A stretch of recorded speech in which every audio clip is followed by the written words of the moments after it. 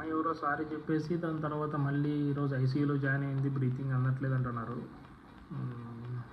ఇట్లా సడన్గా చెప్తే ఎవరు నమ్మరు అనమాట. ఎందుకంటే మనకి ఇంతకుముందు చాలా పొలిటీషియన్స్ చూసినాం, ఏదైనా ఇన్కమ్ ట్యాక్స్ వాళ్ళు వచ్చి అరెస్ట్ చేసినప్పుడు ఇమ్మీడియట్గా హార్ట్ అటాక్ వస్తుంది, బ్రీతింగ్ అందదు, హెల్త్ ఇష్యూస్ వస్తాయి.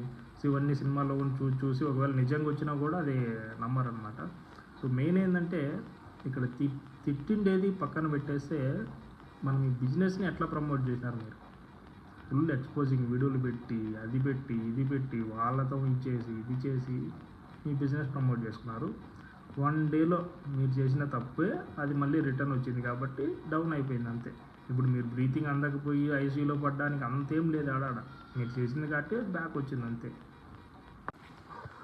ఒక మంచి వీడియోలు తీసే అమ్మాయి ఒకవేళ తప్పు చేసి ఏమైనా ఎవరినైనా తిట్టినా కూడా 90% వాళ్ళకి సపోర్ట్ చేస్తారు.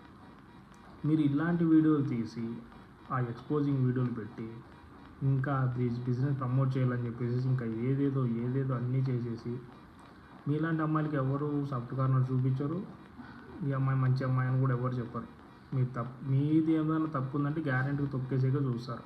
సో దీన్ని బట్టి ఏంటంటే నీతి, మనం ఏం చేసినా కూడా కొంచెం పద్ధతిగా చేయాలి. వ్యూస్ వస్తున్నాయి కదా, మనం లేదా అడ్డుకునేది ఎవరు లేరులే అంటే ఆ వ్యూస్ని ఎట్లా చూస్తారంటే అట్లా చూస్తారు.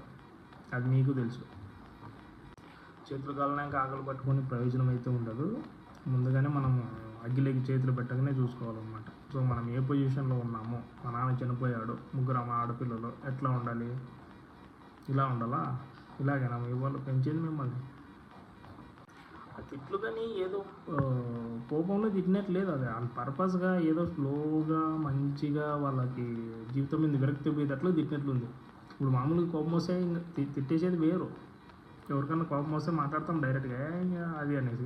నువ్వు అట్లా కాదు, మంచి కూర్చొని నిదానంగా నువ్వు మంచి కాన్షియస్లోనే తిట్టినావు వాళ్ళందరినీ. పోనీ నువ్వు తిట్టినావు తర్వాత సారీ చెప్పినావా దానికి మళ్ళీ యాక్టింగ్.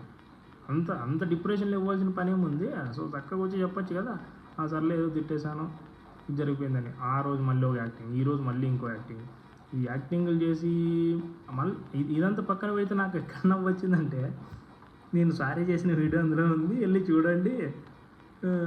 ఫేస్బుక్లో ఎక్కడ వస్తుంది, ఇన్స్టాగ్రామ్లోకి వెళ్తే ఎక్కడ వస్తుంది, యూట్యూబ్లోకి. ఎందుకు? ఇది మీ వ్యూస్ పెంచుకోవడానికి. ఇది ఒక బిజినెస్ ప్రమోషన్ అనమాట. వ్యూస్ పెంచితే ఈ డబ్బులు వస్తాయి, తర్వాత ఎట్టవట్లేదు. ఇది కాదు. సో ఒక మంచి అమ్మాయి తిట్టినా కూడా ఒప్పుకుంటారు, కానీ మీలాంటి వాళ్ళు ఎవరినో తిట్టినా కానీ అసలు ఒప్పుకోరు.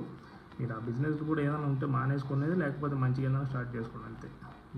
మీరు మళ్ళీ వచ్చి ఈ సెంటిమెంట్ వీడియోలు ఇవన్నీ పెట్టకండి. అయ్యో మీ మీద ఎవడు పట్టించుకోను మిమ్మల్ని. Thank you.